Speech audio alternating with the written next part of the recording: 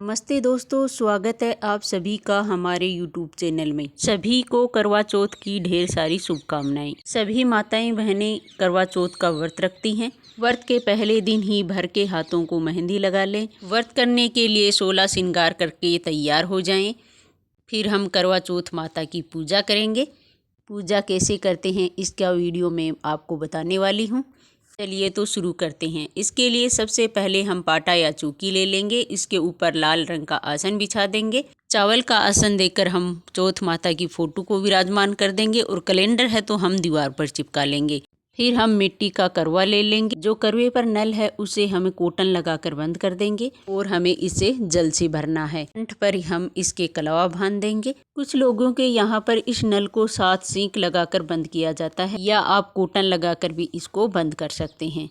जैसा भी आप करना चाहो वैसा कर सकते। बंद कर देंगे ताकि इससे जल लीक ना हो। फिर हम इस करवे को जल से भर देंगे और नल है वो हम करवा चौथ माता की तरफ कर देंगे। मिट्टी के करवे में हमें मीठा नहीं भरना है, हमें एक अलग से मीठा करवा लेना होता है। मीठे करवे पर भी हमें कलावा बांध देना है और हमें चौथ माता के पास रख देना है। जो मीठा करवा है वो चौथ माता का है और मिट्टी का करवा है वो हमारा खुद का है। इस बात का हमें ध्यान रखना होगा।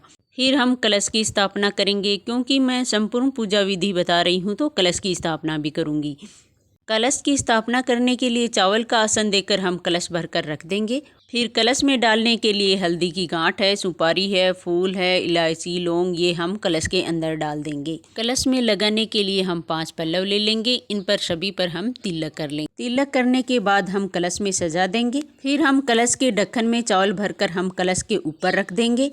फिर हम इसके ऊपर दीप प्रज्वलित कर देंगे। यहाँ पर मैंने दीप कलश की स्थापना की है। आप दीप कलश की नहीं करना चाहते तो नारियल भी रख सकते हैं।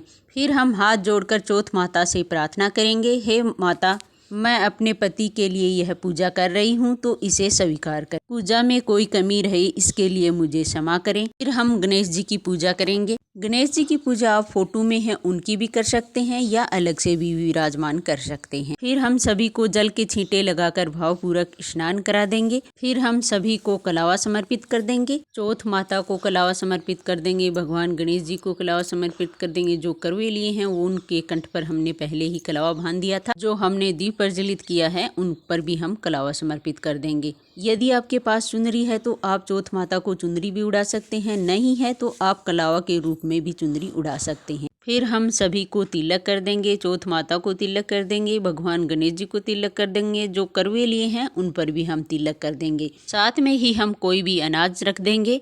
फिर हमें जो करवे लिए हैं उनमें हमें मीठा भरना है। या तो आपके पास कोई मिठाई है तो आप वो भर सकते हैं, चीनी भर सकते हैं या पतासे भर सकते हैं। जो भी आपके पास है वो आप भर सकते हैं। फिर हम चौथ माता को भोग चढ़ा देंगे। भोग में आप पतासे भी चढ़ा सकते हैं या आपके पास मिठाई है तो आप मिठाई भी चढ़ा सकते हैं। फिर हम फ्रूट चढ़ा देंगे। फिर हम चौथ माता को सुहाग की सामग्री चढ़ा देंगे। क्योंकि सुहाग देने वाली होती है चौथ माता तो हमें सुहाग की सामग्री अवश्य चढ़ानी है। 5-7 जितनी भी आपके पास है उतनी आप चढ़ा सकते हैं। फिर हम जो रात को चंद्रमा की पूजा करेंगे उस छलनी को भी हम चौकी पर रख देंगे। इनको भी हम तिलक कर देंगे और हर बार नई छलनी लाने की कोई ज़रूरत नहीं है। जो हमारे पास पहले से है उसे ही हम काम में ले लेंगे। चंद्रमा की पूजा करने के लिए हम एक मिट्टी का दिया ले लेंगे। फिर हमें बायना निकालना होता है। बायने में आपके पास जो साड़ी सूट है वो आप निकाल सकते हैं। उसके ऊपर हमें सुहाग की सामग्री भी अवश्य निकालनी है। 5-7 जितनी भी है आपके पास उतनी आप निकाल सकते हैं। दक्षिणा हमें अवश्य निकालनी है। फिर हम सभी को फूल समर्पित कर देंगे। चौथ माता को हम फूल समर्पित कर देंगे। भगवान गणेश जी को हम फूल समर्पित कर देंगे। जो हमने कलश की स्थापना की है उन पर भी हम फूल समर्पित कर देंगे। फिर हम जल का लोटा चढ़ा देंगे। ये सभी चीज़ें चढ़ाने के बाद हम चौथ माता से हाथ जोड़कर प्रार्थना करेंगे, हे चौथ माता, जो हमने सामग्री चढ़ाई है उन्हें स्वीकार। फिर कोई भी अनाज हाथ में लेकर हम चौथ माता की कथा सुनेंगे। चौथ माता की कथा हमें अवश्य सुननी है। कथा सुनने के लिए जो हमने गेहूं के दाने लिए हैं वो हम थोड़े से जल के लोटे में डाल देंगे। थोड़े से हम चौथ माता को चढ़ा देंगे। जो बाकी बचे हुए हैं वो हम संभाल कर रख लेंगे। रात को हमें चंद्रमा को अर्घ देना होता है। बचे हुए गेहूं के दाने हैं वो आप चाहे अपने पल्लू में बांध सकते हैं या आप कटोरी में डालकर करवे के पास रख सकते हैं ताकि आपको याद रह जाए। जो ये बचे हुए दाने हैं इनसे हमें रात को चंद्रमा को अर्घ देना होता है।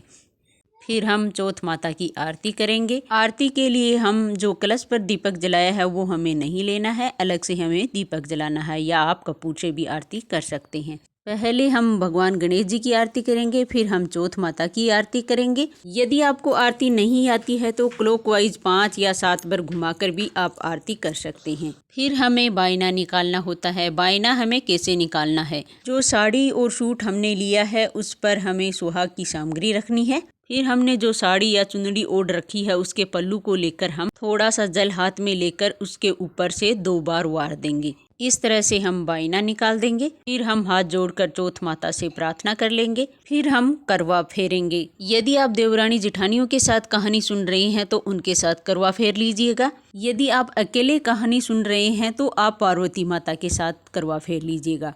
दोनों करवों को हम अच्छी तरह से पकड़ लेंगे और पकड़ने के बाद हमें इस बात का ध्यान रखना है कि करवे एक दूसरे को टच नहीं होने चाहिए। इस बात का हमें ध्यान रखना है कि जो मिट्टी का करवा है वो हमारा खुद का है और मीठा करवा है वो चौथ माता का है।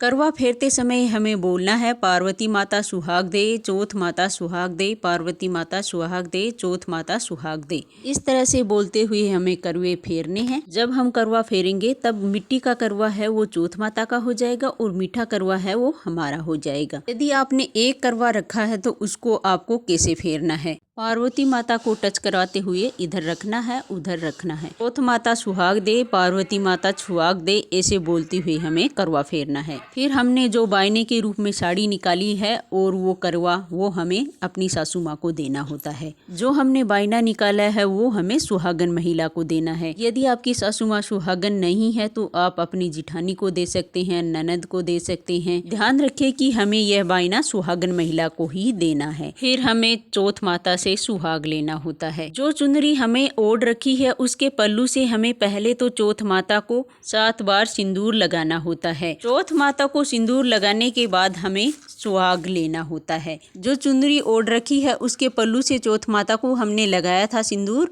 जो चुनरी हमने ओढ़ रखी है उसके पल्लू को हम पहले चौथ माता को टच कराएंगे और फिर हमारे सुहाग की तरफ टच कराएंगे। इस तरह से 7 बार टच करवाते हुए हमें सुहाग लेना होता है। फिर हम हाथ जोड़कर चौथ माता से सौभाग्य होने का आशीर्वाद लेंगे। यह करवा चौथ व्रत की पूजा विधि का वीडियो आपको कैसा लगा कमेंट करके जरूर बताना। वीडियो अच्छी लगे तो वीडियो को लाइक, चैनल को सब्सक्राइब जरूर करें।